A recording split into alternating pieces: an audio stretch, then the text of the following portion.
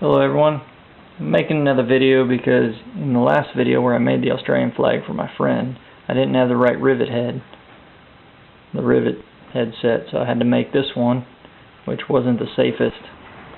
There was no way to retain it into the rivet gun, and there was a time or two that it shot out and hit my flag and I thought it was going to damage it.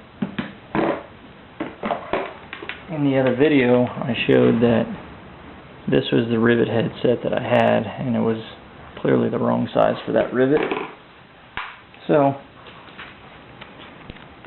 I went to Harbor Freight and spent a whopping $7.99 for a set of 7-inch long chisel bit sets.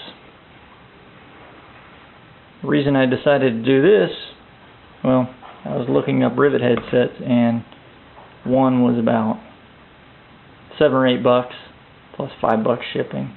Plus I like making my tools, so I figured I'd give this a shot. So without further ado, here we go.